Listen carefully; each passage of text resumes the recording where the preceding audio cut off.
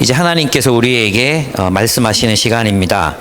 하나님께서는 설교에 미련한 것으로 또 설교자의 부족함 가운데에서 하나님의 말씀을 전해 주시기를 작정하셨습니다. 그래서 지금 이 시간에는 내가 듣고 싶은 이야기, 또 내 마음속에 있는 잡념, 이런 이야기, 이런 것들을 다 좀 내려놓고 주님의 음성에 귀를 기울일 때입니다. 여러분의 머릿속이 지금 고민하고 있는 세상의 어떤 문제들, 또 여러분의 스트레스를 주고 있는 어떤 상황들이 계속 붙잡혀 계시면 하나님 말씀이 들리지 않습니다. 그래서 여러분이 그걸 내려놓고 오늘 주님께서 무엇이라 말씀하시는지를 들으시기 바랍니다. 이 말씀 가운데 지혜가 있고 이 말씀 가운데 길이 있습니다. 네, 말씀 시작하겠습니다. 거짓이 이제 지혜가 되고 또 진실을 말하는 사람이 바보가 되는 그런 세상입니다.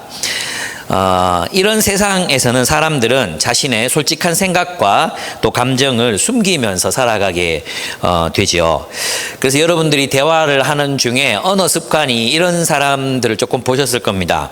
솔직히 말하면, 많이 들어보셨죠? 솔직히 말하면 이런 이야기들을 여러분 많이 들어보셨을 겁니다. 말하는 이의 마음을 풀어서 써보면 사실 솔직히 말할 수 없었는데 용기 내어 진실을 말해보면 이런 뜻일 겁니다. 그만큼 세상에서 솔직한 말, 또 진실한 말을 하면서 살아간다는 것은 위험한 일이라는 거죠. 근데 이런 말은 쓰시지 않는 것이 좋습니다. 왜냐하면 평소에는 솔직히 말하지 않았다는 뜻이 되기 때문에 솔직히 말하면 이 말이 그렇게 좋은 언어 습관은 아닙니다. 네. 그렇습니다. 그리고 또 우리는 영화나 드라마에서 이런 대사들도 많이 듣게 됩니다. 이번만은 믿어줘. 앞으로 내가 잘할게. 응, 이번이 마지막이야. 응, 한 번만 더 기회를 줘. 이런 이야기들을 아마 많이 들어보셨죠. 이때 주인공이 악인들의 약속을 막 믿고 또 어떤 선택을 할 때 우리 막 속으로 막 믿지마 안 돼. 큰일 나. 이런 어떤 마음속의 외침을 외쳐보신 적도 아마 있으실 것 같습니다. 지혜로운 사람들은 사람들의 말에 담겨있는 절실함, 그 절실함을 믿지 않습니다. 오히려 지혜로운 사람들은 그들의 습관을 믿습니다. 그들의 습관. 예수님은 제자들의 공동체가 진실을 말하는 그런 습관을 가진 공동체가 되기를 원하셨습니다. 이 공동체의 아비투스라는 말 여러분이 인내의 발효라는 책을 읽으셨으면 아마 아실 거예요. 아비투스. 한 공동체가 가지고 있는 어떤 습관 또는 어떤 성품, 어떤 그런 어떤 본질적인 어떤 것들을 이야기하는 게 아비투스라는 단어입니다. 이 예수께서 세우신 이 공동체 아비투스는 무엇이겠습니까? 이 공동체 안에서 우리는 진실함을 배웁니다. 그것은 진실함입니다. 진실함. 교회는 그런 의미에서 진실한 말을 하는 사람들의 공동체라고 할 수 있습니다. 또 여기에 들어온 사람들이 진실하게 말하는 진실하게 말하도록 만드는 그런 공동체가 바로 교회라고 할 수 있습니다. 교회가 어떤 곳이라고요? 진실을 말하는 사람들의 공동체라는 것입니다. 거짓말은 공동체를 파괴합니다. 신뢰를 무너뜨리고 사람들에게 상처를 입힙니다. 그리고 이 거짓의 공동체는 자기 이야기를 솔직하게 할 수 없게 만듭니다. 진실한 사람들의 진실한 공동체에서는 사람들은 자기 자신의 생각과 자기 자신의 감정을 그대로 소유할 수 있고 또 그것을 표현할 수 있는 그런 공동체입니다. 그래서 이러한 공동체는 거짓이 아닌 진정한 자기 자신의 모습으로 살아갈 수 있게 만듭니다. 정직한 공동체는 사람들로 하여금 자신의 생각과 자신의 감정을 가진 존재로, 즉 자기 자신으로, 자신의 참 자아로 살아갈 수 있도록 만드는 그런 공동체가 바로 진실한 공동체입니다. 진실한 사람들의 공동체에서는 그래서 거짓이 유통될 수 없습니다. 그래서 사람들은 이 공동체 속에서 가면을 벗고 진정한 자아로 살아갈 수밖에 없다는 것이죠. 그런 의미에서 보면 이 진실한 공동체는 갈등을 두려워하지 않습니다. 자신의 생각을 말하고 자신의 감정을 표현하면 갈등이 일어날 수밖에 없죠. 우리 다 다르니까. 그죠? 그래서 갈등이 없는 공동체가 성숙한 공동체가 아니라 갈등을 성숙하게 다룰 수 있는 공동체가 성숙한 그런 공동체입니다. 그래서 이 성숙한 공동체 또 진실한 공동체는 갈등을 숨기지 않습니다. 그래서 이제 기독교 공동체에서 가장 중요한 게 뭐라 그랬어요? 지난 시간에 화해하는 공동체가 되는 것입니다. 그래서 화해함으로 화해에 가장 우선순위를 둠으로 어떤 공동체가 되는 거예요? 더 성숙하고 더 주님을 닮은 그런 아름다운 공동체가 되는 것, 성숙하고 자라나는 공동체가 되는 것이 바로 주님의 뜻이라고 할 수 있습니다.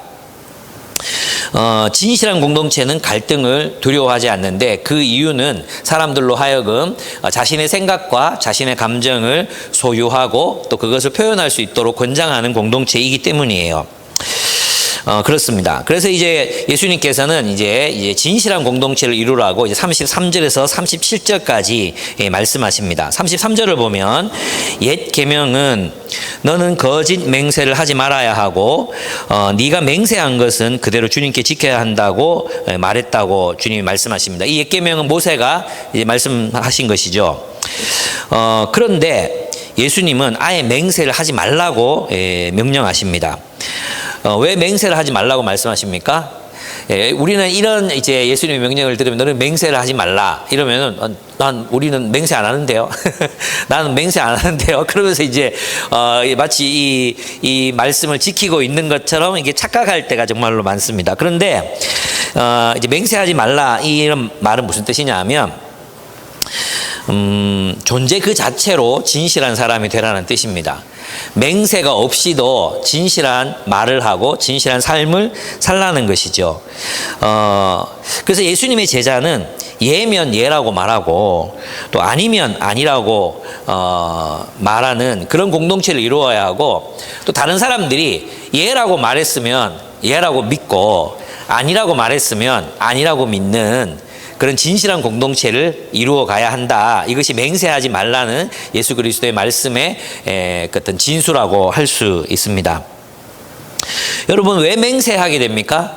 왜 맹세를 했을까? 이 당시 사람들 오늘날에는 뭐 이렇게 맹세를 잘 하지는 않잖아요. 근데 우리도 때로는 솔직히 말하면 뭐 이런 것도 일종의 자신의 진실함을 증명해내기 위한 어떤 말이라는 의미에서 이제 맹세에 속한다고 할 수 있습니다. 또 뭐 우리 아버지 이름을 걸고 말한다 뭐 이런 거 있잖아요. 하여튼 뭐 그런 어떤 맹세들이 좀 존재하긴 합니다. 그런데 맹세를 하는 이유는 뭐냐 하면 바로 자신의 진실성을 증명하려는 행위입니다. 또 나의 거짓말을 이제 믿어달라 뭐 이런 행위가 바로 맹세라고 할 수 있습니다. 이제 이 당시 이스라엘 사람들에게 이제 있었던 한 가지 그 이제 맹세와 관련된 아주 안 좋은 문화가 있었어요. 그게 뭐냐 하면 잘 들으세요. 하나님의 이름으로 맹세하면 지키고 하나님의 이름이 아닌 것으로 맹세하면 지키지 않아도 된다. 이런 이상한 믿음이 이제 이들에게 있었어요. 이거는 뭐냐 하면 간음하지 말라. 그걸 가지고 이제 또 이혼 증서 써주고 뭐 이혼하면 되지 뭐 이렇게 이해한 사람도 있었잖아요. 그것처럼 간음을 완화시킨 것이 있었던 것처럼 이 맹세에 대해서도 맹세하면 반드시 지켜야 되기 때문에 이 맹세로부터 피해 가고자 하는 서약으로부터 회피하고자 하는 그런 시도들이 있었습니다. 그래서 이제 그 사례가 마태복음에 나와요. 마태복음 23장에 보면 16절에서 22절을 보면 이렇게 나옵니다. 여기 보면 사람들이 어떤 이야기를 하느냐 하면 성전을 두고 성전을 가리켜서 맹세하면 안 지켜도 돼. 근데 성전에 있는 금을 두고 맹세하면 지켜야 된대. 웃기죠? 또 제단을 두고 맹세하면 안 지켜도 돼. 근데 제단 위에 있는 그 제물을 두고 맹세하면 반드시 지켜야 된다. 이런 이상한 규칙을까지 이제 만들어 내게 되었습니다. 그러니까 이제 맹세가 원래는 어떤 도구였습니까? 진실함을 증명하겠다. 그거잖아요. 네, 맹세를 통해서 나의 진실함을 증명하겠다. 이거였는데, 맹세가 진실함을 담보해야 되는 그런 맹세가 거짓말을 위한 도구로 활용되고 있었다는 것이죠. 그 맹세 속에 거짓이 이미 포함되어 있는 그런 공동체라면 이제 이거는 뭐 신뢰할 수 없는 그런 공동체가 되잖아요. 그래서 예수께서는 뭐라고 말씀하시냐 하면 너희가 하나님의 이름 빼고 하늘을 두고 맹세하고 땅을 두고 맹세하고 예루살렘을 두고 맹세하고 자기 머리를 두고 맹세하는데 그거 뭐냐 이렇게 말씀하죠. 하늘을 두고 맹세하지 말아라. 그것은 하나님의 보좌이기 때문이다. 땅을 두고도 맹세하지 말아라. 그것은 하나님께서 발을 놓으시는 발판이기 때문이다. 예루살렘을 두고도 맹세하지 말아라. 그곳은 크신 하나님의 도성이기 때문이다. 네 머리를 두고도 맹세하지 말아라. 너는 머리카락 하나라도 희게 하거나 검게 할 수 없기 때문이다 라고 말씀하셨어요. 무슨 뜻이냐 하면 그들이 자신이 진실한 사람임을 증명하기 위해서 하늘, 땅, 예루살렘 자신의 머리에다 걸고 하는 그 맹세 모두가 사실은 누구 앞에서 하는 맹세라는 거예요? 하나님 앞에서 하는 맹세라는 거예요. 하나님 앞에서 하는 맹세이기 때문에 하늘 걸고 했다고 안 지켜도 되고 땅 걸고 했다고 안 지켜도 되고 그런 어리석은 짓을 하지 말아라. 이 세계에 존재하는 곳에 하나님이 임재하시지 않은 하나님이 계시지 않는 곳이 한 군데도 없는데 너희가 어떻게 하나님을 피해서 맹세할 수 있느냐. 아무도 하나님을 피해서 하나님이 듣고 계시고 하나님 보고 계시는데 하나님을 피해서 맹세할 수 없다 이런 의미예요. 예, 무슨 말인지 알겠죠? 뜬금없이 하늘은 하나님의 보좌고 땅은 하나님의 발등상 이런 얘기를 하는 이유가 뭐냐 하면 바로 그런 맥락이 배경이 있는 것입니다. 그러니까 하나님의 이름을 걸고 하지 않은 맹세는 지키지 않아도 돼 이렇게 말하는 사람들에게 하나님이 임재하시지 않는 곳이 어디란 말이냐. 우리의 모든 맹세는 하나님 앞에서 하는 거예요. 그러니까 맹세가 필요 없는 거예요. 무슨 뜻인지 아시겠죠? 하나님이 우리의 모든 말과 행위를 알고 계시잖아요. 그래서 너희는 맹세가 필요 없을 정도로 진실한 삶을 살아가라 이거예요. 너희 존재 자체가 진실함이 되라.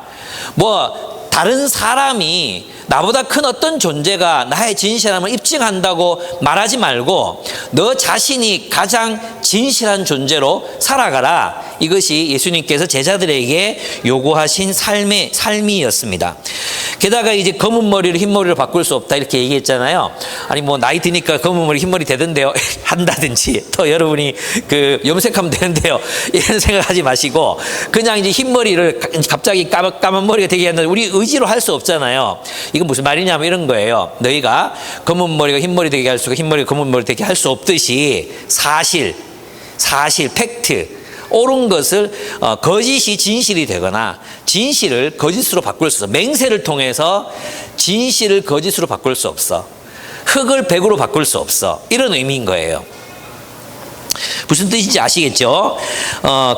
거짓을 진실로 바꿀 수 없다고 그렇게 말씀하십니다. 그러면 이제 우리는 예수님이 말씀하시는 대로 어떻게 진실을 말하고 또 진실을 말하는 그런 공동체를 세울 수 있을까요? 자신의 존재를 증명하기 위해 자신의 말을 증명하기 위해 맹세가 필요 없는 그런 공동체를 어떻게 세울 수 있겠습니까? 지금부터 하는 얘기 정말 중요합니다. 첫째, 먼저 진실한 사람이 되어야 합니다. 진실한 사람만이 진실을 말할 수 있습니다. 진실한 사람이 말하는 얘는 얘가 되고 아니오는 아니오가 됩니다. 그런 의미에서 진실한 사람이 된다는 것은 우리 안에 있는 또 우리 안에 있는 왜곡된 거짓자를 벗어야 한다는 것을 의미합니다. 여러분 생각해 보십시오. 내 존재가 거짓되다면 내 존재에 충실하게 진실하게 말하는 게 뭐가 되겠어요? 거짓이 되는 거예요.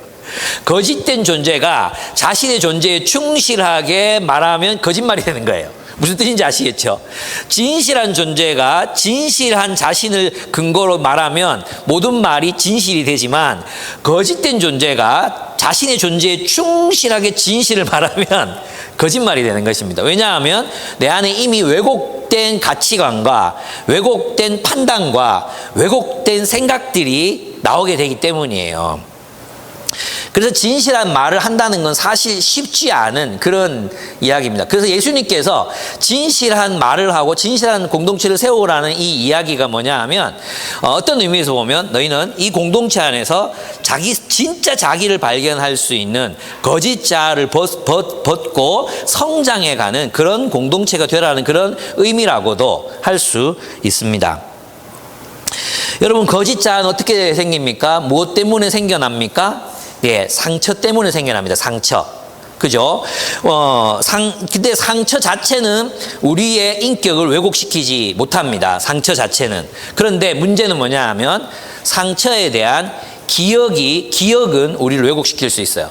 상처에 대한 왜곡된 기억들. 상처에 대한 왜곡된 기억들을 붙들고 살면 우리 왜곡된 자아상을 가질 수밖에 없게 된다는 것입니다. 여러분 보면 이제 어떤 사람들은 어릴 때부터 받았던 상처들만을 붙들고 살아가는 사람들이 있습니다. 그죠? 인생, 여러분 몇 살 살았습니까? 한 40년 살았습니까? 그러면 상처받은 순간들보다 행복하고 충만했던 시간이 더 많았을 거예요, 분명히. 그렇죠? 사람과의 관계에서도 그렇거든요. 우리의 경험 속에도 그렇지만 사람과의 관계 속에서도 늘 상처만 주고받는 관계는 별로 많지 않거든요. 안 그렇습니까? 특별히 뭐 가정에서 혹시 그럴 수 있을지 모르겠지만 친구들과의 관계나 공동체와의 관계에서는 좋았어요. 좋았던 경험들, 좋았던 어떤 행복한 그런 경험들 많았어요. 그죠? 그런데 상처를 받잖아요. 한마디 말, 또 한 번의 경험, 또 한 번에 어떤 이 사람이 나를 실망시켰던 어떤 경험들이 있으면 어떻게 됩니까? 그 상처만을 붙들고 그 상처만을 기억하는 사람들이 있습니다. 그럼 인생 돌아보면 뭐만 남습니까? 상처받은 것들만 남잖아요. 그러면 이 사람의 생각과 판단과 가치관은 왜곡될 수밖에 없는 거죠. 그래서 있잖아요. 상처 자체보다도 내가 상처를 어떻게 기억하고 있는가를 여러분이 아시는 것이 굉장히 중요합니다. 사실 있잖아요. 이 상처는 우리를 성장하게 만들었던 굉장히 중요한 동력이었습니다. 그렇지 않습니까? 여러분, 요즘 뭐 헬스 하잖아요. 헬스. 근육을 막 사람들이 키우잖아요. 근육을 키우려면 어떻게 해야 됩니까? 근육에 상처가 나야 됩니다. 근육이 커진다는 것은 근육에 상처가 났고 그것을 보충하기 위해서 새로운 근육이 생긴다는 거거든요. 근육이 커지려면 상처가 나야 돼요. 신앙의 근육도 마찬가지예요. 우리가 우리의 신앙의 근육이 커지고 주님께서 원하시는 사랑의 삶을 살기 위해서는 상처받고 아무는 과정들이 계속 있을 때 신앙의 근육이 커지는 것입니다. 예. 그래서 있잖아요. 모든 우리가 상처받는 그 순간에도 하나님께서는 우리와 함께 계셨고, 하나님께서는 우리의 그 상처받는 그 시간들 속에서도 우리를 돌보고 계셨고, 우리가 그 상처를 통해서 그것을 극복하고 또 더 성장할 수 있도록 만드셨습니다. 우리 신앙의 근육이 커지도록 하셨어요. 그러면 우리는 그 상처 가운데 우리 왜곡된 기억을 치유하는 것이 필요하다는 거죠. 아, 맞습니다, 주님. 제가 그때 이런 일로 상처받았다고 생각했는데 사실은 주님께서 나를 성장하게 하고 계셨던 거군요. 제 기억 속에는 오직 상처받았던 기억들밖에 없는데 저는 사랑받고 있었어요. 예. 어린 시절에 받았던 기억들, 그 기억을 붙들고 있으면 안 되고, 성인인 여러분이 이제는 상처받은 어린 시절의 여러분에게로 다가가서 하나님의 시각으로 그 어린아이를 바라보고 품어주고 그 어린아이를 이해하고 또 그 주변에서 일어났던 일들을 어른의 시각으로, 성숙한 어른의 시각으로 이렇게 한번 바라보세요. 내 인생이 그래도 무지갯빛이 있었고 함께 즐거운 시간들이 있었고 충만한 시간들이 많았구나. 여러분이 기억을 치유하셔야 됩니다. 상처에 대한 기억. 우리를 왜곡시키는 것은 바로 그 상처에 대한 기억입니다. 이것을 어떻게 기억하느냐에 따라서 우리의 인격이 어느 방향으로 성장하는지가 나타난다는 것입니다. 그렇습니다. 여러분, 진실한 존재가 되기 위해서는 먼저 뭘 해야 됩니까? 여러분 안에 있는 마음의 상처를 치유해야 됩니다. 두 번째 해야 되는 게 있습니다. 여러분 있잖아요. 우리가 진실한 사람이 될 수 없게 만드는 게 뭐냐 하면 사람들에 대한 거절과 또 상처받을 것에 대한 두려움 때문입니다. 두려움. 내가 진짜 내 말을 했을 때, 내 생각을 이야기했을 때 이 사람들이 나를 비웃지 않을까? 진짜 내 속에 있는 내 생각과 내 감정을 이야기했을 때 이 사람들이 나를 판단하지는 않을까? 내 무식이 폭로되지는 않을까? 내 잘못이 드러나지는 않을까? 이런 것들 때문에 우리는 진실한 자기 생각과 자기 감정을 표현하지 못할 때가 많다는 것입니다. 여러분, 이 두려움을 우리가 극복하지 못하면 진실한 말을 하며 살아갈 수 없습니다. 자기 생각과 자기 감정을 소유하고 그 자기 생각과 감정을 성숙시키며 살아갈 수 없다는 뜻입니다. 다른 말로 하면 참 자아로서의 삶을 살아갈 수가 없다는 것입니다. 여러분, 이것은 이 두려움을 극복하는 유일한 방법은 한 가지밖에 없습니다. 하나님과 친밀해지는 것입니다. 하나님과 친밀해지셔서 하나님의 인정을 받고 하나님의 사랑을 받고 하나님의 사랑의 고백을 듣잖아요. 또 하나님의 눈으로 여러분을 바라보잖아요. 그러면 점점점 작아지는 게 뭐냐 하면 사람들의 인정과 관심은 점점 작아집니다. 내가 내 말을 해도 하나님께서 나를 인정하시고 나를 사랑하신다면 내가 사람들의 눈치를 볼 필요가 없는 거예요. 예. 사람들이 나를 어떻게 판단하고 평가하는가, 그게 중요하지 않습니다. 예. 우리는 우리가 할 말을 하고 우리가 생각하는 바를 말하고 우리가 느끼는 바를 말할 수 있는 존재가 될 수 있습니다. 또 말해야 성숙합니다. 사람들이 눈치를 보고 사람들 기쁘게 하기 위해서 어떤 말들을 하기 시작하잖아요. 그러면 안 자라납니다.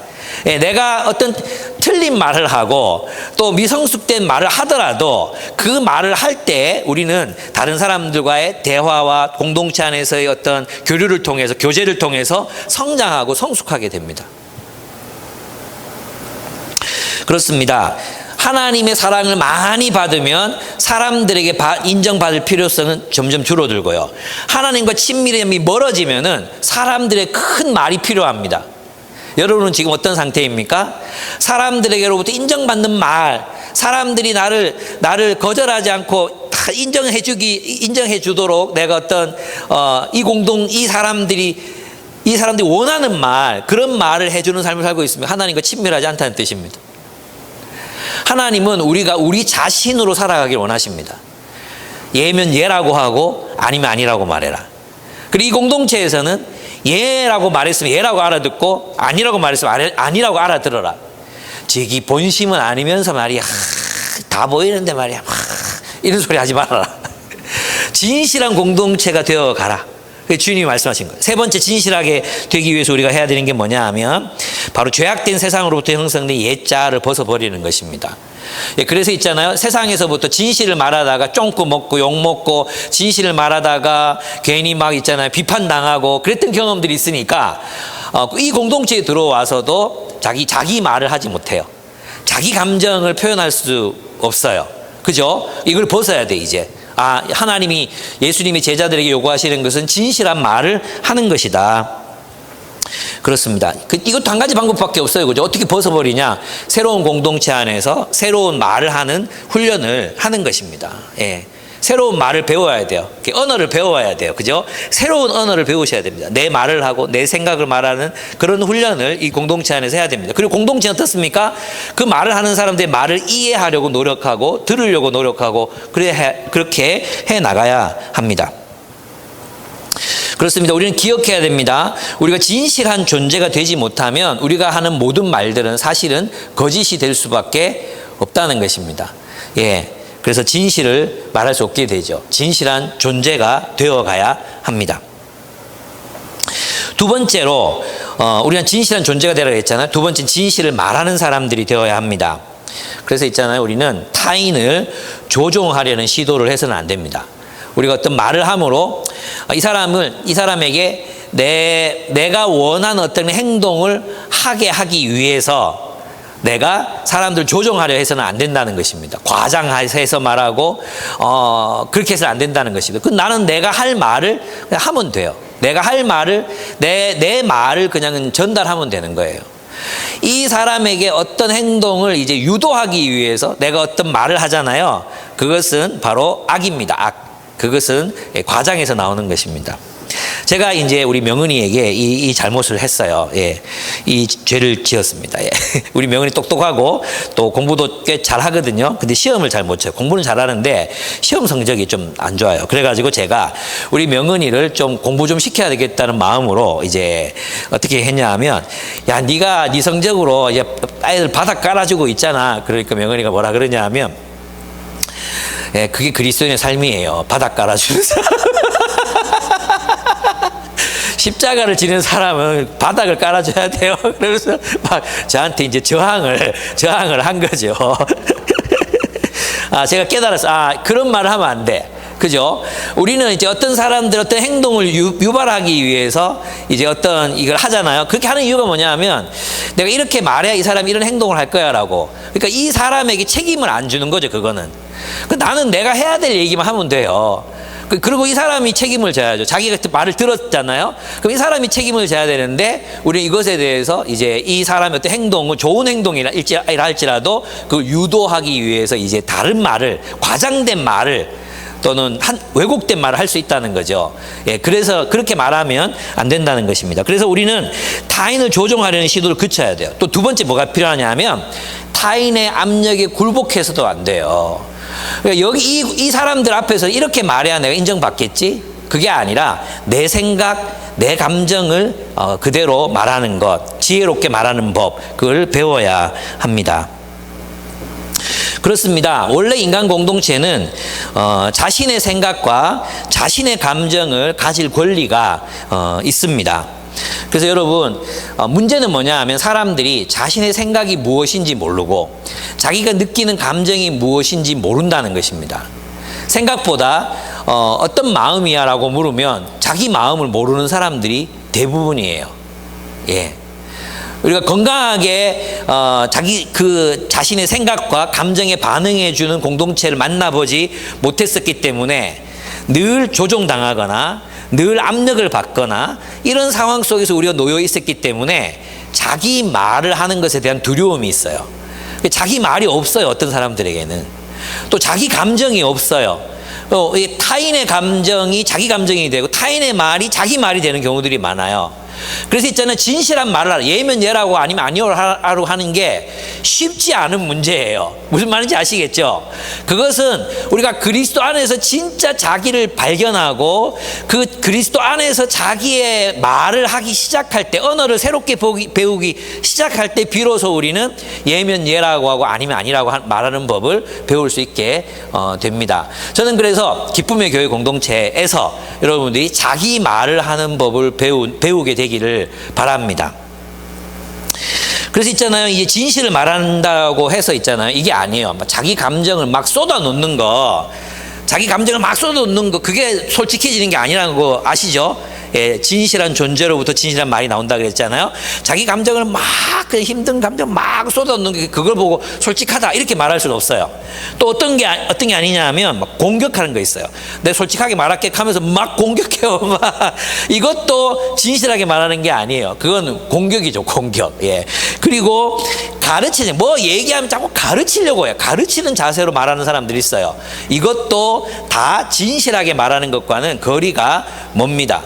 우리는 우리 생각을 가지고, 우리의 감정을 가지고 우리를 표현하면 됩니다. 그것이 예면 예라고 하고 아니면 아니라고 말하라고 하신 예수님의 그런 말씀의 의미라고 할 수 있습니다. 그렇죠. 진실한 존재가 되라, 진실한 말을 해라. 세 번째 필요한 게 뭐겠어요? 진실한 공동체가 되라는 것입니다. 그렇죠. 우리는 사람들이 진실을 말할 수 있는 그런 공동체를 함께 세워가야 합니다. 누가 무슨 말을 했는데 정죄, 공격, 판단, 비아냥, 그죠? 비웃음, 이런 것들이 있으면 안 됩니다.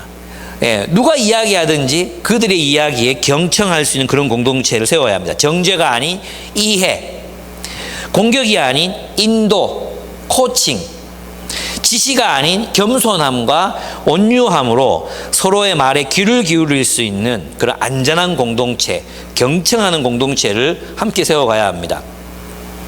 여러분, 기독교 지도자들은 대적하는 사람이 아니라고 이야기했죠. 옆에서. 보혜사가 누구십니까? 보혜사. 여러분, 이 성령님이 우리 보혜사잖아요. 보혜사. 예수 그리스도도 우리의 보혜사잖아요. 그 보혜사의 뜻이 뭐라 그랬어요? 곁에 서서 도우시는 분이에요. 우리는 서로에게 보혜사가 돼야 돼요. 보혜사. 곁에 서서, 나란히 서서 함께 가는 거예요. 예. 이 사람의 친구가 되어서 함께 가는 거예요. 함께 가야 될 곳을 보여주고, 함께 가자고 권유하고, 그런 사람이에요.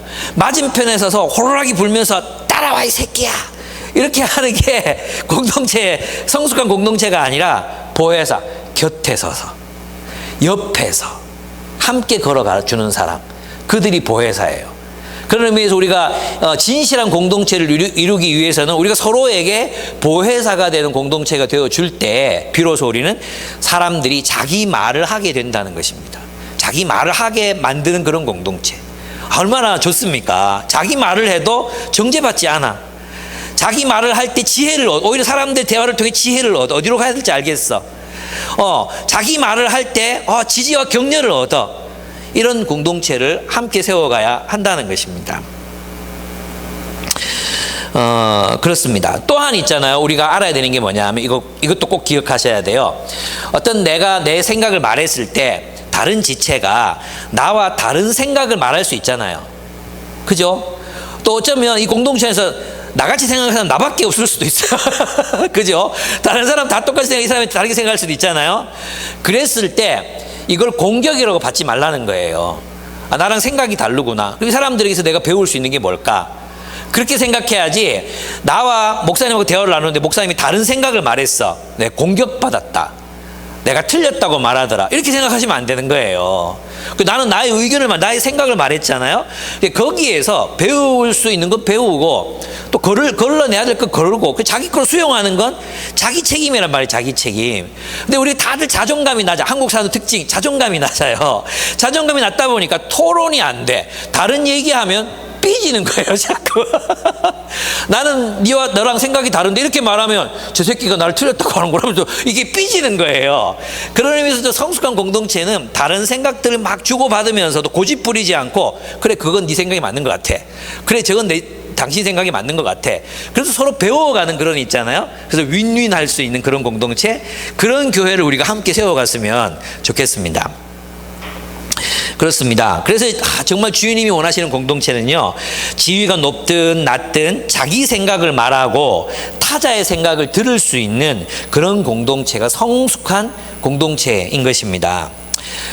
이게 얼마나 어려운지 모릅니다. 은혜, 이걸 한마디로 바울이 뭐라 그랬습니까? 너희는 은혜 안에서 진리를 말하라. 은혜와 진리. 예수님의 특징이 무엇이었습니까? 우리가 보니 은혜와 진리가 충만하더라. 이거 균형 맞추기 진짜 어려워요. 예. 어떤 사람들에게 뭐만 있을까? 냉혹한 진리만 있어요. 냉혹한 진리. 그죠? 진리만을 말해요. 진리만. 냉혹해요. 잔인해요. 그죠? 어떤 사람들 은혜만 있어요. 은혜. 이해된다. 네가 맞다. 성숙이 없어요. 성숙이. 자라남이 없어요. 정말 성숙한 공동체는 이 양극단이 다 함께 있는 공동체예요. 은혜와 진리가 함께 있는 공동체. 그리고 주님은 진리 안에서 은혜를 말하라고 하지 않았어요. 더 큰 게 뭐예요? 은혜 안에서 진리를 말하라는 거예요. 은혜가 뭐예요? 은혜가 뭡니까? 내게 베푸신 하나님의 크신 사랑이잖아요. 사랑. 그죠? 내 편이 되어 주어서 진리를 말하는 거예요. 예. 내 편에 서서 진리를 말씀해 주시는 그분의 성품을 우리가 이제 배워가야 합니다. 은혜 안에서 진리를 말할 수 있는 그런 공동체. 예. 서로가 서로에게 얼마나 멋진 공동체입니까? 멋진 그런 사람들의 모임이겠습니까? 예, 우리가 그런 공동체를 함께 세워갔으면 좋겠습니다. 두 번째는 이 본문에서 이제 사랑으로 악을 이기는 공동체가 되라고 주님이 말씀하십니다. 여기도 옛 율법이 나오죠. 옛 율법이 나오는데 이제 38절 보시겠습니다. 눈은 눈으로 이는 이로 갚아라 하고 말한 것을 너희는 들었다. 예, 이렇게 옛 율법은 이렇게 판결했습니다. 얼핏 보면 굉장히 원시적이고 폭력적인 법률 같죠. 그죠? 아니 눈 때렸다고 눈 뽑았다고 그 사람 눈을 뽑고 막 이렇게 되게 원시적이고 폭력적인 율법 같잖아요. 근데 이것은 그 당시 상황으로 보면 굉장히 진보적인 그런 율법이었습니다. 율법이 이렇게 명한 데에는 그 당시의 문화를 이해해 보면 고대 문화에는 있잖아요. 누가 힘 있는 사람, 권력 있는 사람이 힘 없는 사람을 때렸어요. 눈을 상하게 했어. 그러면 자기 종을 보내가지고 그 종의 눈을 상하게 해서 면죄부를 받는 이런 법들이 있었어요. 무슨 말인지 아시겠죠? 내가 이제 누군가의 눈을 상하게 했어요. 그럼 내 돈이 많잖아요? 그럼 내가 벌을 받는 게 아니고, 뭐, 함무라비법도 그랬고, 이제 다른 가난한 사람 사오는 거야. 아니면 종을 보내, 종을 보내가지고, 얘 눈 때려라. 걔 눈 때리고, 걔 눈을 상하게 하고, 이제 끝났다. 이렇게 되는 게 많았단 말이에요. 근데 예수님께서, 하나님께서 눈에는 눈, 이에는 이, 이렇게 말씀하신 것은 거기까지만 보복하라는 거예요. 거기까지만 보복하는 건데 뭐냐 하면, 다른 사람에게 벌 주지 말고, 가해자가 동일한 인간으로서의 고통을 거기까지 겪어봐라. 이런 의미예요. 그러니까 있잖아요. 이것은 이제 이런 문제. 또 두 번째는 과잉 보복의 문제가 있었습니다. 과잉 보복. 우리도 그렇잖아요. 본때를 보여주겠다. 뭐 이런 거 있잖아. 누가 내 눈을 때려서 눈을 상하게 했어요. 그러면은 막 우리는 그 사람 목숨을 뺏으려고 하잖아요. 그죠? 그게 인간이거든요. 이 과잉 보복의 문제. 눈이 상하는 사람은 가해자의 눈만 상하게 하지 않습니다. 또 이가 부러진 사람도 상대방이 이만 부러지게 하지 않습니다. 그래서 율법은 보복의 제한을 가한 것입니다. 이에는 눈에는 눈이라는 이 율법은 제한 보복. 거기까지만 너희가 할 수 있다. 그 이상은 못한다. 여기까지 있었던 거죠. 그러나 주님의 원래 뜻은 거기까지만이 아니라 그냥 용서해라. 이런 의미였잖아요. 그래서 이제 레위기에도 오면 이런 말씀을 하시고 난 뒤에 눈을 상하게 했다면 그 눈에 맞는 예를 들어 주인이 너의 눈을 상하게 했잖아요. 그러면 주인이 눈 이렇게 맞으라 이런 건데 그 대신에 노예를 해방시켜라. 이런 율법이 있었어요. 그러니까 이제 동해 보복 이 법들도 사실은 이제 많은 부분에서 더욱 더 발전한 그 율법들이 이제 나타나고 있었어요. 그런데 예수님께서 어떻게 말씀하셨습니까? 보복하지 말라고 말씀하십니다. 왜냐하면 피해자는 과도한 보복으로 가해자가 될 수 있습니다. 제가 몇 년 전에 여러분에게 말씀드렸던 건데 제가 아는 분이 실제로 제가 만났던 분인데 이분 참 좋아요. 좋은 분이고 이제 운동 같이 하다가 만난 분인데 이분도 저를 되게 좋아했어요. 지금은 안 만난 지 오래됐는데 이분이 뭐 친구에게 돈을 빌려줬어요. 돈을 빌려주고는 이제 못 받은 거예요. 근데 이제 IMF가 가지고 다 어려워진 그런 상황이었거든요. 그래서 이분도 열심히 노력을 했지만 집에 이제 먹을 것이 떨어져가지고 뭐 돈 50만 원만 좀 다시 갚아라. 또는 뭐 또 그 중에 5천만 원 정도 빌려가서 500만 원 정도 갚을 수 없냐 이렇게 물었는데 이 사람도 돈이 없었나 봐요. 그래가지고 돈 없다. 돈 생기면 줄게. 이렇게 이야기를 했어요. 그랬는데 이 사람의 마음에 상처가 된 거예요. 자기는 지 어려울 때 5천만 원 이렇게 빌려줬는데 꼴랑 50만 원 못 해주나 이런 마음이 든 거예요. 그래가지고 친구가 돈이 없다고 매몰차게 거절했다고 하더라고요. 근데 그분의 표현이죠. 그분의 상처받은 마음에서 나온 표현이에요. 근데 또 상대방을 또 만나봐야 돼. 정말로 그랬는지. 근데 이분의 마음이 이제 상처가 생겨가지고 이제 복수심이 생긴 것입니다. 그래서 왜 돈 받아 드립니다 하는 심부름센터 있잖아요. 돈 받아 드립니다 하는 심부름센터 이걸 이제 조건을 걸고 5천만 원 저 사람 빌려갔는데 돈 받아서 그거 다 니해라. 이렇게 된 거예요. 무조건 돈을 받아내라. 이렇게 된 거야. 수단 방법을 가리지 마라. 그래가지고 막 어떻게 막 계속 그렇게 괴롭혀가지고 결국은 이제 그 사람의 그 남편과 아내가 이혼을 하게 됐어요. 너무 괴로워가지고 애들은 뿔뿔이 흩어졌어요. 5천만 원을 떼먹은 사람이 악합니까? 5천만 원 떼인 것 때문에 한 가정을 파괴시킨 이 사람의 행위가 더 악합니까?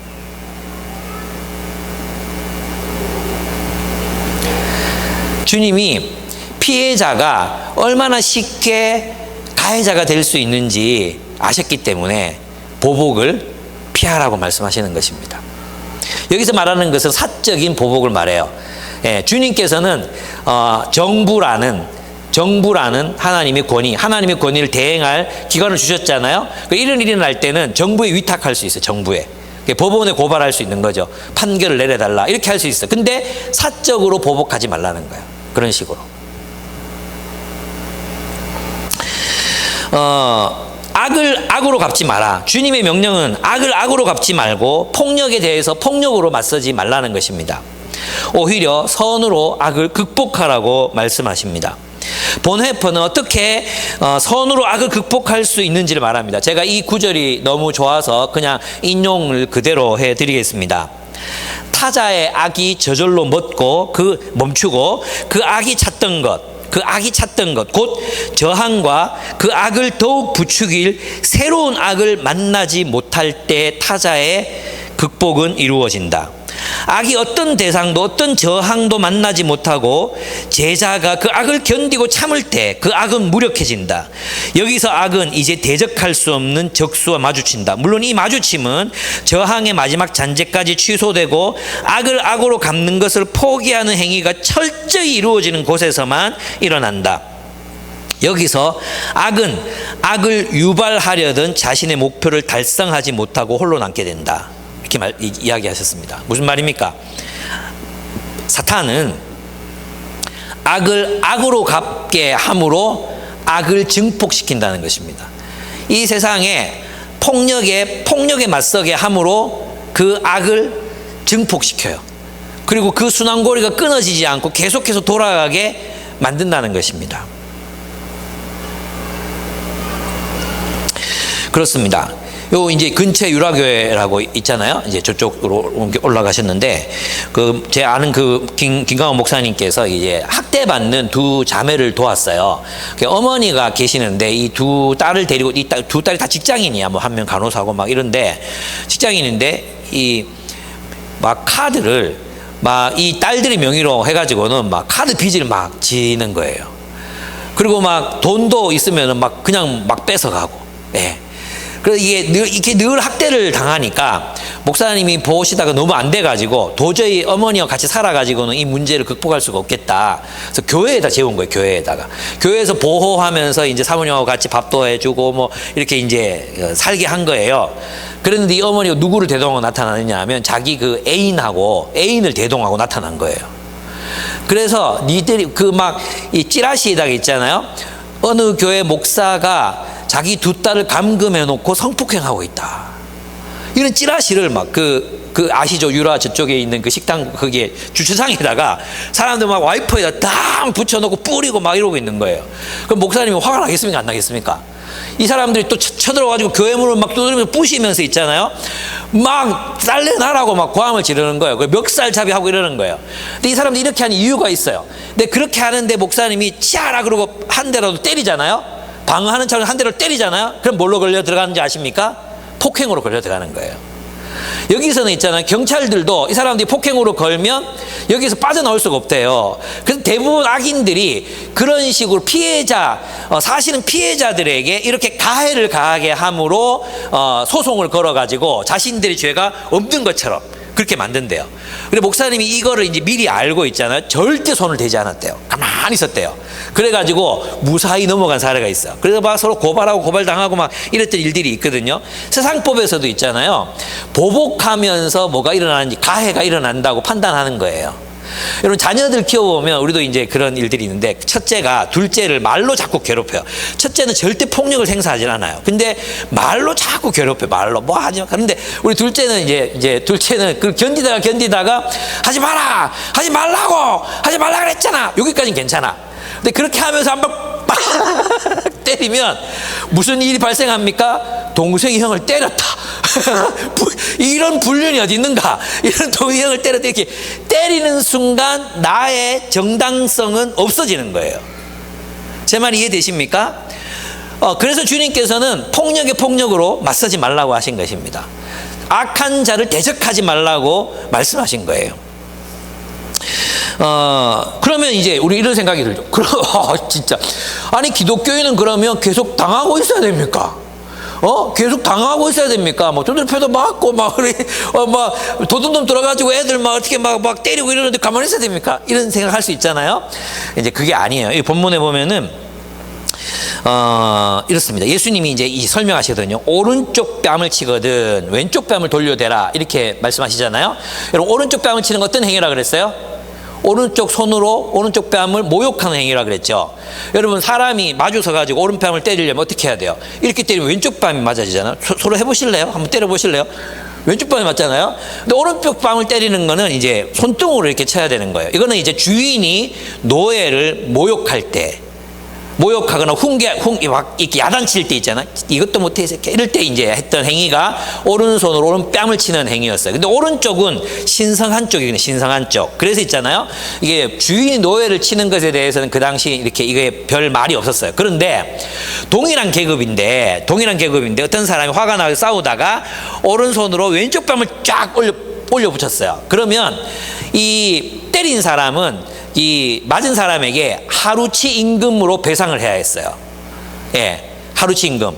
그런데 이게 싸우다가 오른손으로 오른뺨을 빡 때렸잖아요. 이 새끼가 이랬단 말이에요. 그러면 이게 학자마다 다른데 어떤 사람은 2배의 배상금을 내야 됐어요. 2배. 그리고 도널드 크레이빌은 100배의 배상금을 내야 됐다 이렇게 얘기해요. 100일 동안 한 거 내라. 그만큼 오른손으로 오른뺨을 때리는 행위는 금지된 행위였어요. 그것은 아주 인간을 멸시하고 모욕하는 행위라는 거예요. 아시겠죠? 그러면 오른뺨을 이렇게 주인 노예 오른뺨을 딱 쳤을 때 노예가 왼뺨을 딱 돌려대는 것은 어떤 것을 의미할까요? 네. 도널드 크레이비는 이렇게 이제 설명합니다. 예수는 잘 들으십시오. 예, 예수는 보복적인 공격을 가하거나 굴종의 표시로 땅바닥을 구르는 태도가 아니라 엎드리는 태도가 아니라 제3의 방식을 제시한다. 즉 다른 쪽 뺨까지 내밀어 공격자에게서 모욕을 가하는 권력을 박탈하라고 말한다. 노예는 나머지 왼쪽 뺨까지 내미는 행위를 통해 다시 때려라. 나는 모욕당하기를 거부한다. 나는 인간이다. 그런 의사를 표현하는 것이다. 이러한 비폭력적 저항이 악한 행위를 폭로하며 공격자를 수치스럽게 만든다. 이렇게 말했습니다. 그러니까 여러분 오른뺨을 치는 사람이 왼뺨을 돌려대라는 것은 어떤 의미입니까? 그것은 무저항이 아니라 비폭력적 저항을 의미하는 것입니다. 나를 인간으로 대하라. 나를 인간 이하 취급하지 마라. 나를 물건 취급하지 마라. 나를 모욕해도 되는 그런 동물처럼 여기지 마라. 나를 비인간화시키지 말아라. 거꾸로 생각해 보면 당신은 인간을 비인간화시키는 그런 모욕적인 일을 멈추라. 사람을 비인간화시키는 한 인간을 비인간화시키고 대상으로 만드는 그들에게 사람을 그렇게 대하면 안 된다고 저항하는 메시지를 보내는 것은 그를 사랑하기 때문입니다. 괴물이 되려고 하는 사람을 막아서기 위해서 왼쪽 뺨을 돌려대라는 것입니다.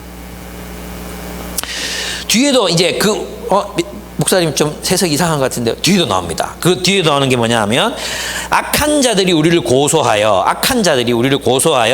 속옷을 가지려고 할 때 예수님은 뭐까지 내주라 하셨어요? 겉옷까지 내주라고 하셨어요. 이것은 뭐냐면 유대인들은 이제 여러분 이게 우리는 지금 안에 와이셔츠를 입고 외투를 입잖아요. 근데 이제 이게 외투가 이게 통을 발까지 내려오는 그런 통 외투였어요. 그죠? 그 안에는 흰색으로 짠 속옷이 있었어요.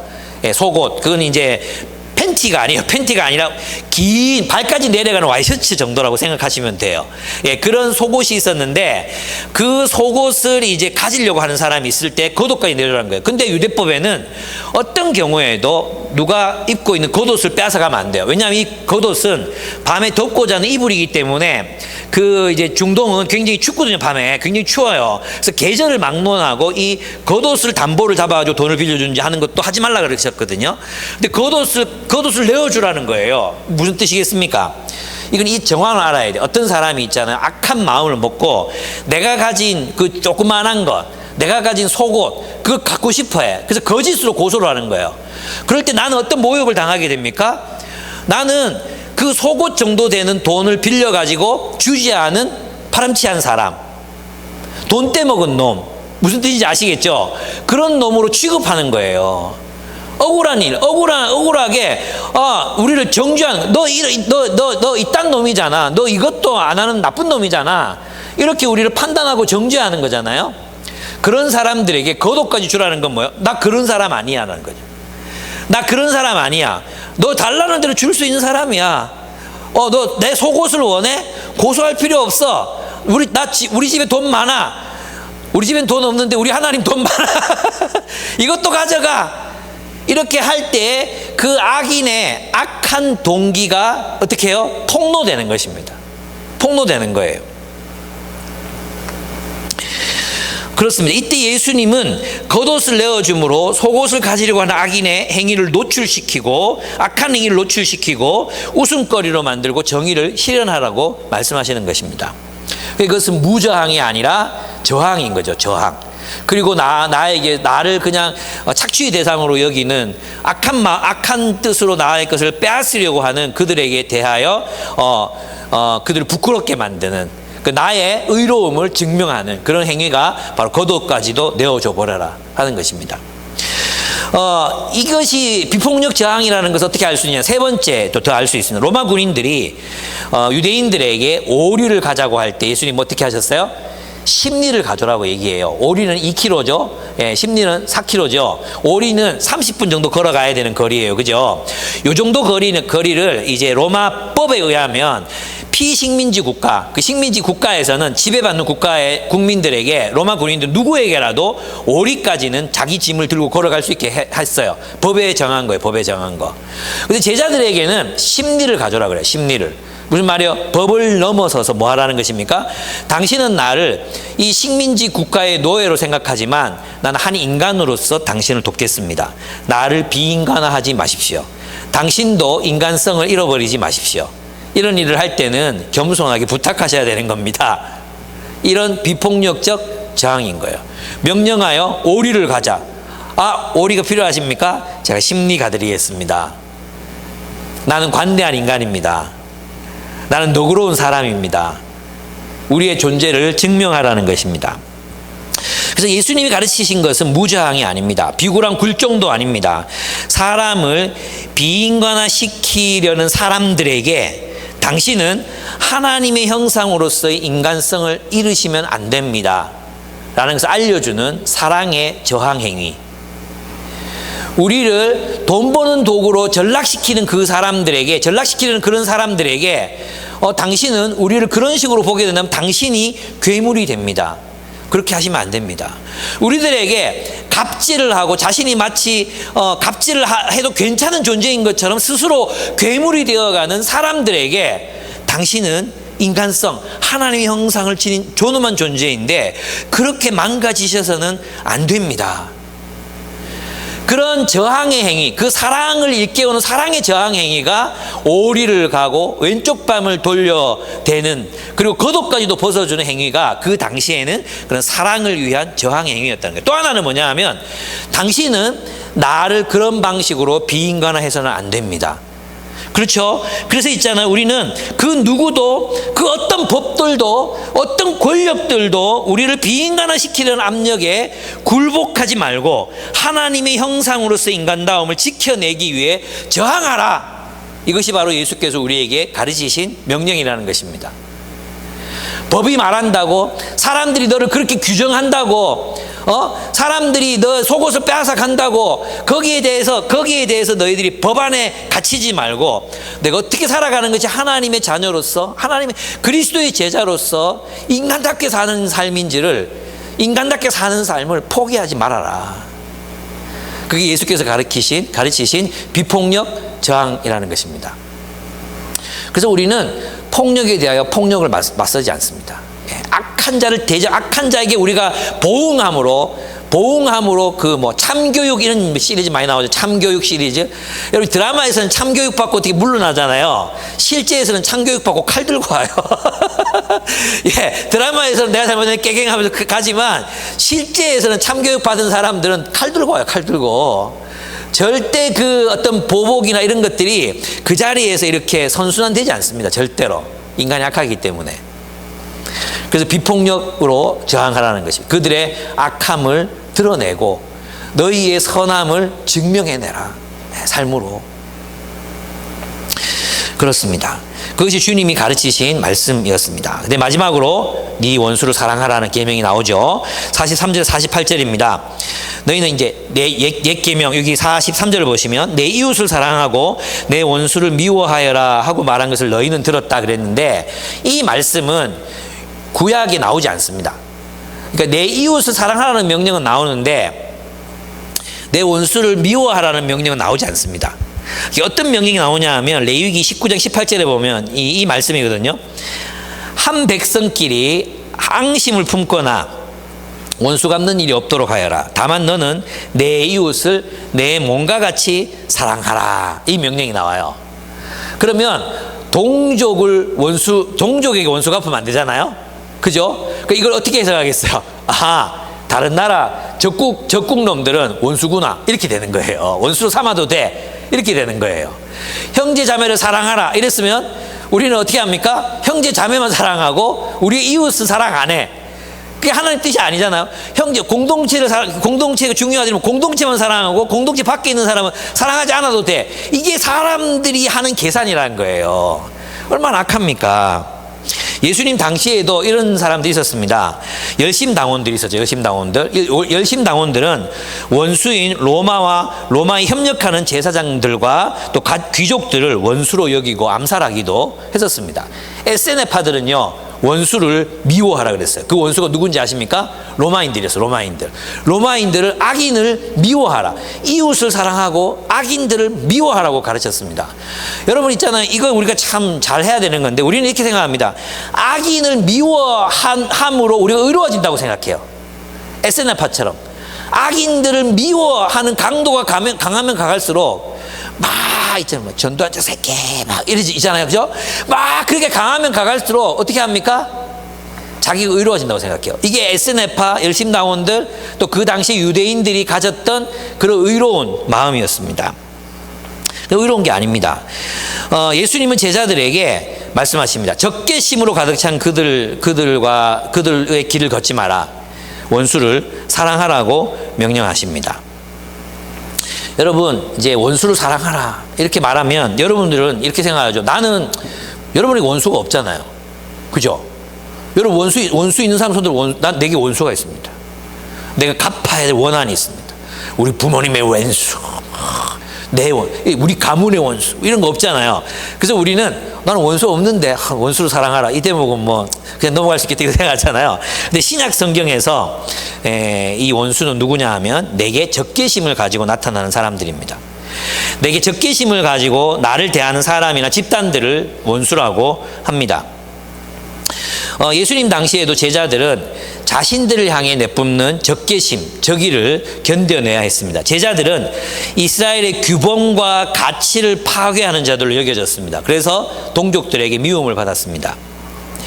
예수님을 위해 모든 것을 버린 제자들은 가족과 또 이스라엘 국가에 의해서 가족에게 충실하지 못한 사람들, 가정에 충실하지 않은 사람들, 국가에 충성하지 않는 사람들이라는 오해로 적개심을 느껴야 했습니다.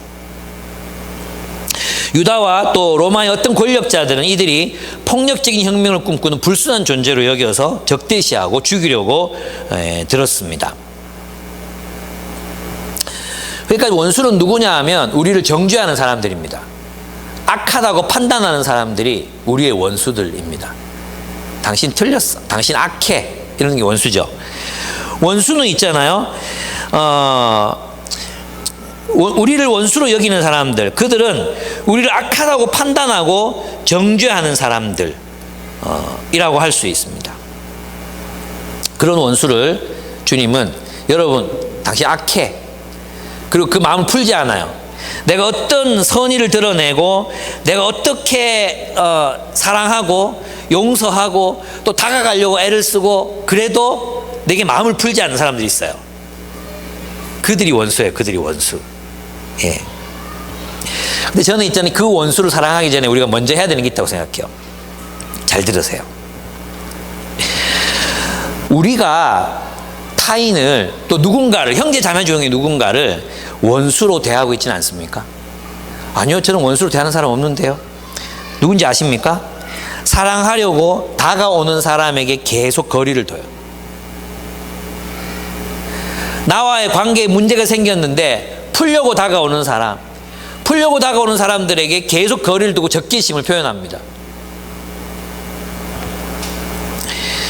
그가 행한 그것 용서하고 받아주어도 자신은 결코 용서하지 않는 사람, 내가 사랑하기 위해서 애쓰는 걸 알면서도 그 사랑을 받아주지 않는 사람, 그 사람은 그 상대방을 원수로 만들고 있는 것입니다. 원수로 대하고 있는 거예요.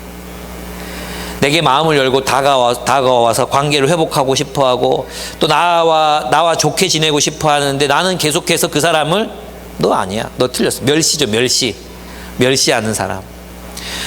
여러분, 우리가 우리의 형제와 자매들 가운데 이렇게 대하고 있는 사람은 없습니까? 내가 상처받았던 이유 때문에 내게 계속해서 화평을 위하여 다가오는 사람들을 밀어내고 적대시하고 그러고 있다면 우리는 원수를 미워하는 것보다 더 악한 일을 하는 것입니다. 왜? 우리는 원수를 만들고 있는 중이기 때문이에요.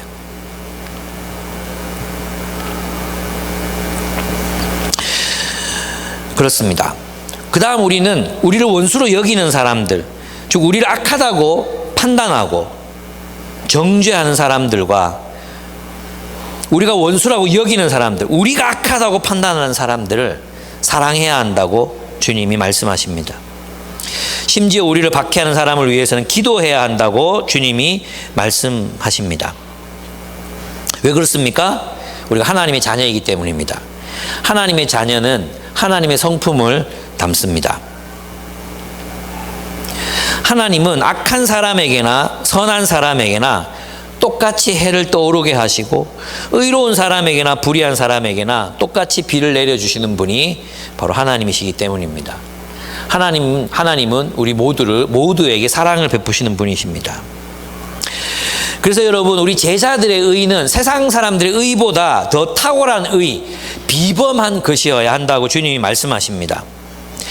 이 세상에 가장 선하다고 여겨지는 종교인들의 의, 그 의로움, 법정 스님의 의보다 그리스도인의 의가 더 탁월해야 한다고 가르치십니다. 그리스도인들의 비범함은 바로 어디서 나타납니까? 우리의 탁월함은 바로 원수를 사랑하는 삶에서 나타나는 것입니다. 기독교인들의 짠맛, 기독교인들의 빛, 그것은 원수를 사랑하는 데 있습니다. 주님이 말씀하십니다. 너희를 사랑하는 사람만 너희가 사랑하면 무슨 상을 받겠느냐? 세리도 그만큼 하지 않겠느냐? 깡패도 그만큼을 한다. 조폭도 그만큼을 한다. 이 세상에 정말 악한 사람들도 자신을 사랑하는 사람은 사랑합니다. 우리가 형제 자매들하고만 잘 지내고 잘 인사하고 지내면서 이 세상에 악한 사람들을 사랑하지 않는다면 세상 사람들과 우리가 다른 것이 하나도 없게 됩니다. 대한 문화를 창조하라고요? 다르게 살자고요? 어떤 면에서 우리가 다르게 살아야 합니까?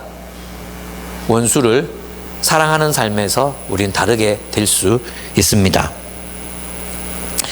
여러분, 우리는 이 말을 그 원수들, 나를 판단하고 나를 정죄하고 내가 그리고 계속해서 다가가려고 애를 쓰지 나를 적대시하는 그 사람들을 어떻게 사랑할 수 있습니까? 다행히 사랑은 감정이 아니에요. 그런 사람들, 나에게 적개심을 가진 사람이나 또 악한 사람들을 좋아할 수는 없습니다. 그 좋아하는 게 사랑은 아닙니다. 예. 다행히도 사랑은 섬김입니다.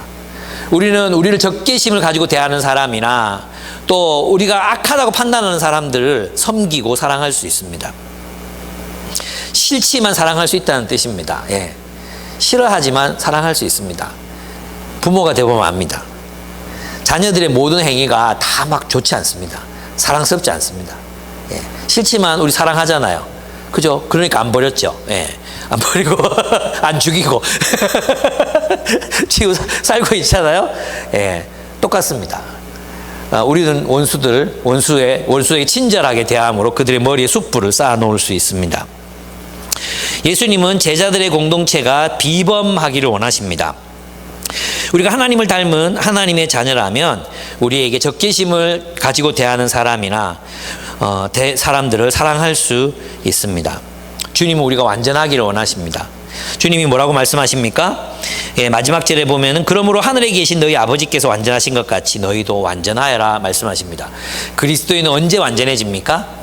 원수까지 사랑하는 데 나아갈 때, 원수까지도 사랑하는 데까지 나아갈 때 비로소 완전해질 수 있습니다. 그리스도인의 완전함은 원수를 사랑하는 데서 그 사랑이 도달하는 것입니다. 그렇습니다. 오늘 한국 교회가 원수같이 여기는 사람들이 있습니다. 성소수자, 무슬림, 진보 정권의 집권자들 등등이 바로 그들입니다. 또 그들 가운데서도 한국 교회를 타도해야 될 대상으로 여기고 적개심을 품고 교회를 대하는 사람들도 분명히 존재합니다. 한때 그런 얘기들 많았잖아요. 이제 운동권 세력들에게서 대기업 없애야 되고, 그 다음 타겟은 교회를 없애야 된다고 그렇게 얘기하는 사람들이 있었습니다. 지금도 아마 그런 생각하는 사람들 많을 겁니다. 그런 세상 속에서 그리스도인들은 어떤 적개심의 대상이 될 수도 있습니다. 이런 세상 속에서 평화의 왕으로 오신 예수 그리스도를 따르는 우리는 어떻게 적개심과 증오로 가득 찬 세상에서 평화를 실현하며 살아갈 수 있겠습니까? 주님께서는 우리가 이 세상에서 평화를 일구어내는 삶을 살아가기를 원하십니다. 진실한 공동체가 되고, 또 악인들에게 폭력으로 폭력을 갚지 않고 그들에게 선을 행하고 원수를 사랑하고, 그렇게 그리스도인이 참으로 그리스도인다운 그런 삶을 살아가기를 주님이 원하십니다. 평화의 사도가 되시기를 주님의 이름으로 축복합니다. 여러분을 통해서 평화가 창조되어 가기를, 원수가 친구가 되고 악인들이 자신들의 죄를 깨닫고 주님께로 돌아오는 놀라운 일들이, 거짓의 세계 속에 물들어 살던 이들이 진실한 사람이 되는 놀라운 일들이 여러분을 만남을 통해 일어나기를 축복합니다. 평화가 되십시오. 우리 함께 기도하겠습니다. 첫째는 우리 아프간을 위해서 함께 기도했으면 좋겠습니다. 폭력과 보복과 폭력이 계속해서 반복되고 있습니다. 참 안타깝습니다. 9.11 사태 때 무역센터가 파괴됐다고, 빈라덴 잡겠다고 아프간 침공해서 지금까지 왔습니다. 그리고 이제는 책임지지 못하겠다고 미국이 떠나버렸습니다. 어떤 대안도 세워놓지 않고 떠나버려서 지금 어떻게 됐습니까? 탈레반들이 집권을 하게 됐습니다. 그리고 미국과 또 영국과 이런 나라들에게 협조했던 사람들을 찾아내서 무차별 학살하고 있습니다. 도망치겠다고 달아난 사람들 향해서 분명히 보호하겠다고 얘기해 놓고는 공항에서 기관총을 난사하고 있습니다. 여성들을 보호하겠다고 해놓고는 부르카를 입지 않았다는 이유로 길거리에서 총질을 하는 일들이 일어나고 있습니다. 정말 암담합니다. 이런 보복의 악순환이 어떻게 그치겠습니까? 또 분명히 미국과 유럽은 아프간에 대해서 또 군사를 분명히 또 파병할 겁니다. 어쩌면 저렇게 하는 이유들도 보면 중국을 견제하려고 또 빠져나온 건지도 몰라요. 계속해서 폭력을 낳고 악순환을 낳습니다. 하나님, 저 아프간에 평화가 오게 해주십시오. 아무리 생각해봐도 복음밖에 없는데, 아무리 생각해봐도 복음밖에는 해결책이 없는데, 이 복음이 너무 더디게 들어가고, 하나님 좀 저 땅에 그리스도의 복음이 전해지고, 그래서 주님의 그 평화가 저 땅에서 실현되기를 원합니다. 그렇게 기도했으면 좋겠습니다. 두 번째로, 우리 안에 있는 폭력성, 우리 안에 있는 그런 폭력성에 대해서 주님 앞에 회개했으면 좋겠습니다. 내가 적개심을 가지고 대하는 사람들이 없는지, 내가 마음의 문을 열지 않고 만나려고 하는 사람들은 없는지 우리 자신을 한번 돌아보면서, 하나님, 내가 하나님의 자녀가 되기를 원합니다. 완전한 데 이르기를 원합니다. 하나님, 나를 통해 평화를 이루어 주시옵소서. 진실을 말하게 하시고 비폭력으로 저항하게 하시고 사람들에게 사랑을 일깨우게 해 주십시오. 원수까지도 사랑하게 해 주십시오. 우리 그렇게 함께 기도드리겠습니다. 기도하겠습니다.